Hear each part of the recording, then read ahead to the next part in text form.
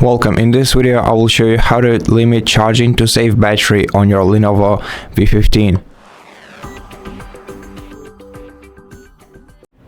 In order to do this, you're gonna have to install the official software from Lenovo called LENOVO Vantage.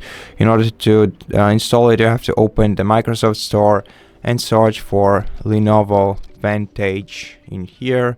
Here's the application. As you can see, it's from the official Lenovo developer. Click Get right here and wait until this application is downloaded and installed. Then you can open this app, and here go to the expand this sidebar, and on this sidebar go to device settings, go to power and scroll down to the charging section, and here enable conservation mode. The conservation mode will